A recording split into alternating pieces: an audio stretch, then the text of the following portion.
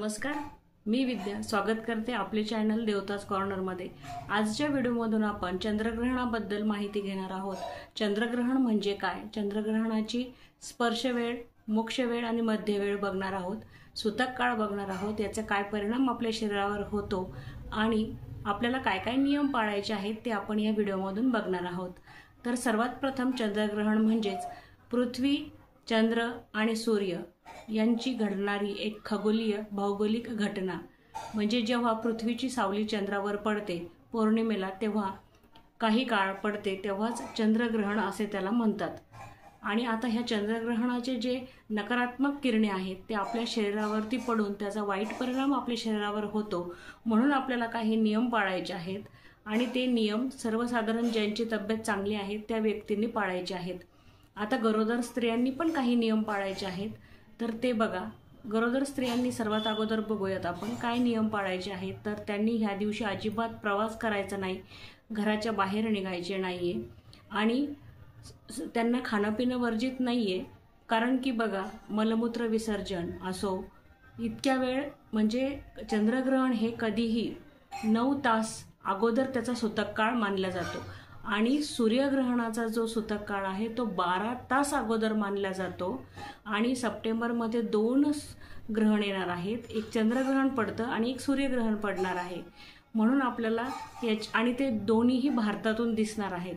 म्हणून आपल्याला याचे काही नियम पाळायचे आहेत, त्याचा वाईट परिणाम आपल्या शरीरावर होऊ नये म्हणून आपल्याला काही नियम पाळायचे आहेत। गरोदर स्त्रियांनी ह्या दिवशी प्रवास करायचा नाहीये आणि शक्यतो त्यांनी भजन, मंत्र आणि त्यांना देवाच्या साधनेमध्ये हा दिवस घालवायचा आहे। झोपायचं आपल्याला वर्ज्य मानलेलं आहे, त्यामुळे ह्या दिवशी झोपू नका, शक्यतो विळीने वगैरे कापू नका, कोणत्याच वस्तू कट करू नका। बघा, आपल्याला बहुतेक वेळेस असं वाटतं कधी आपल्याला कान, नाक, काही ओठ चिरलेलं दिसतं, म्हणून याला धार्मिक महत्त्व पण आहे। म्हणून धार्मिकरित्या तुम्ही जर बघितलं तर शक्यतो मी म्हणेल की ह्या दिवशी तुम्ही काही कापणं असेल, धारदार वस्तू हातात घेणं असेल तर शक्यतो तुम्ही ह्या दिवशी आवर्जून टाळायचे आहेत।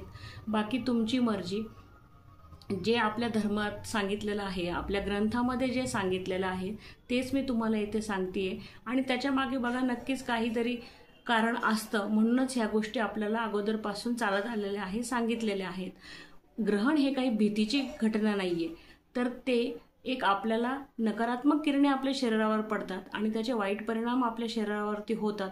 म्हणून आपल्याला बाहेर निघायचं नाही आहे। ज्यांची तब्येत चांगली आहे त्यांनी पण बाहेर निघायचं नाही। आपल्याला कामानिमित्त बाहेर जावं लागतं तर शक्यतो जे चांगले आहे त्यांनी बाहेर पडू शकता। परंतु बघा, काही राशी अशा असतात की त्यांच्यावरती वाईट परिणाम होतो त्याचा, तर शक्यतो घरात बसण्याचा प्रयत्न करा। आणि बघा, या ग्रहणामध्ये मंत्रोच्चाराला अतिशय महत्त्व आहे, कारण की आपण जेही मंत्र या दिवशी म्हणतो ते सिद्ध होतात। म्हणून तांत्रिक असो, पुजारी असो, या दिवशी मंत्र सिद्ध करतात आणि ते पाण्यामध्ये, इतक्या पाण्यामध्ये उभं राहून ते मंत्र सिद्ध करत असतात। म्हणून या दिवशी आपण मंत्र, आपल्याला जोही मंत्र आवडतो तर तो मंत्र आपल्याला सिद्ध करायचा आहे। आणि साधा तुम्ही ओम सोमाय नमः, ओम श्री सोमाय नमः हे 2 मंत्र म्हणू शकता। तुम्ही महालक्ष्मी स्तोत्रम म्हणू शकता, तुम्ही ओम नमः शिवायचा जप करू शकता, ओम श्री शिवाय नमस्तुभ्यमचा जप करू शकतात, शिवलीला अमृत ग्रंथ वाचू शकतात। तुम्हाला काही असो, आपल्या कुलदेवतेची भक्ती असो, तुम्ही ह्या दिवशी करू शकतात। मात्र देवपूजा आपल्याला आहे, म्हणजे आपल्याला वेद हा लागणार आहे 12:57 त्या अगोदर आपल्याला स्वयंपाक करायचा आहे, त्या अगोदरच आपल्याला जेवण करायचं आहे।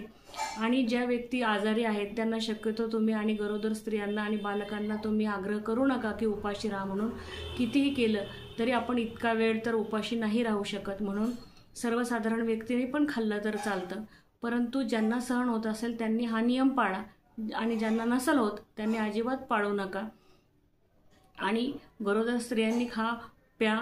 बघा, जे आपल्याला पदार्थ लिक्विड आहेत त्याच्यामध्ये तुम्ही तुळशीपत्र टाका, सगळ्याच्यामध्ये तुळशीपत्र टाकून ते तुम्ही अन्न ग्रहण करा। त्यामुळे असे अन्न ग्रहण करण्याला महत्त्व आहे कारण तुळशीला पण धार्मिक आणि शास्त्रीय दोन्ही प्रकारचे महत्त्व आहे, आयुर्वेदिक महत्त्व पण आहे। त्यामुळे तुळशी ही पवित्र मानल्या जाते आणि ग्रहण काळामध्ये ज्याही वस्तू आपल्याला प्राशन करायच्या आहेत त्या वस्तूंमध्ये आपल्याला तुळशीपत्र घालायचे आहे आणि त्यानंतर आपल्याला सेवन करायचे आहेत। आणि बघा आता हा 3.5 तासांचा तर मुख्य काळ आपल्याला ग्रहणाचा लागलेला आहे आणि सुतक काळ धरून आपल्याला 9 तास होतात, म्हणून 9 तास आपल्याला मलमूत्र विसर्जन करण्याला आपण रोखू शकणार नाही। त्यामुळे आपल्याला हे केलं तर चालू शकतं। त्याच्यामुळे अशा शरीरावरती वाईट परिणाम होतील अशा गोष्टी अजिबात मनात आणू नका आणि त्या करूही नका। तुम्ही फक्त देवाचं झोपू नका, आपण जागू शकतो आणि देवाची प्रार्थना करू शकतो। साधा कोणताही एखादा जप तुम्हाला सोपा वाटत असेल तो करा। तुम्ही पोथी वाचायची असेल तर पोथी वाचा आणि नामजप करा। या दिवशी मंत्राला अतिशय महत्त्वाचे स्थान आहे आणि दानधर्मालाही ग्रहणाच्या दिवशी अतिशय महत्त्वाचे स्थान आहे। तर आता तुम्ही म्हणाल की एवढ्या रात्री आपण कुठे दान करायचं, कारण 1:27 मोक्ष होणार आहे ग्रहणाचा। तर बघा आपल्याला काही वस्तू ज्या तुम्हाला दान दक्षिणा धान्याच्या करायच्या आहे किंवा पैशाच्या करायच्या आहे तर ते आपल्याला वेगळं काढून ठेवायचं आहे आणि आपल्याला दुसऱ्या दिवशी जेव्हा आपण आता रात्री तर आपण झोपून राहू आणि बरेच जे आहे पुजारी वगैरे ते स्नान करतात, अगोदरही करतात आणि पूजेला बसतात आणि ग्रहणाचा मोक्ष झाल्यानंतरही स्नान करण्याला महत्त्व आहे, परंतु सर्वसाधारण लोक झोपी जातात त्यावेळेस। म्हणून आपल्याला ज्यावेळेस आपण सकाळी उठू त्यावेळेस मात्र आपल्याला स्नान करायचे आहे आणि स्नान केल्यानंतरच आपल्याला अन्नप्राशन करायचे आहे आणि ते तुम्ही दक्षिणा किंवा तुम्हाला धान्य जे दान करायचं आहे ते तुम्ही काढून ठेवा बाजूला आणि त्यानंतर ते तुम्ही दुसऱ्या दिवशी कोणालाही दान करू शकता। बघा तुम्ही आता म्हणाल की आपल्याला जर आता पूर्ण अन्न ग्रहण करणं तर आपल्याला ग्रहणामध्ये वर्ज्य आहे, मग असं अन्न कोण घेणार ग्रहणामध्ये? तर असे खूप लोक असतात की ज्यांना खरंच अन्नाची गरज असते, कपड्यांची गरज असते, पैशांची गरज असते आणि असं दिलं तर हे सर्व आपल्याला धर्मामध्ये आपल्या ग्रंथामध्ये मान्य आहे। म्हणून आपल्याला ह्या दिवशी दानही करायचे आहे आणि दानाला महत्त्वही तितकेच आहे आणि मंत्र जितके तुम्ही ह्या दिवशी म्हणाल त्या दिवशी ते सिद्ध होतं। त्याला धार चढते, धार चढणे म्हणजेच ते सिद्ध होतात आणि ते तुम्ही मंत्र मग नंतर म्हणू शकतात आणि त्याचं महत्त्व हे 1000 पटीने वाढतं। म्हणून ह्या दिवशी मंत्र म्हणण्याला खूप महत्त्वाचे स्थान आहे। म्हणून तुम्ही जितके तुम्हाला जो मंत्र शक्यतो म्हणता येईल किंवा तुम्ही देवाचा जपही केला, कोणतेही नुसतं त्यांचं नावही उच्चारण केलं तरीही तुम्ही ते सिद्ध करून निघेल आणि त्याचं महत्त्व 1000 पटीने वाढेल। म्हणून तुम्ही दान दक्षिणा आणि मंत्र उच्चारण ह्या दिवशी करा आणि गरोदर स्त्रियांनी शक्यतो घरातच राहा आणि धारदार वस्तूंनी काही चिरू वगैरे नका, झोपू नका, मोबाईल असा वापरू नका, असं काहीच नाही। तुम्ही मोबाईलमध्येही वेळ घालू शकता। घरातील व्यक्ती आहे ज्या व्यक्ती आहे ते त्यांच्याबरोबर बसू शकतात आणि बसून भजन करू शकतात, मंत्र म्हणू शकतात, त्यांचाही वेळ निघून जाईल आणि तो वेळ काढायला काही ठरलं तर 1 दिवस काढायला आपल्याला काही अवघड नाही आहे। म्हणून हाचा वेळ काढायचा आहे आणि हे पाळायचे आहेत काही नियम आणि आपल्या चांगल्यासाठीच हे नियम असतात। तर ते जितके पाळले तितके चांगले आहे आणि भूक लागली असेल तर अवश्य तुळशीचं पान टाकून तुम्ही खाऊ शकता। तर तुम्हाला व्हिडिओमधली माहिती जर आवडली असेल तर चॅनलला एक लाईक करा, सबस्क्राईब करा आणि कमेंट करायला अजिबात विसरू नका। धन्यवाद।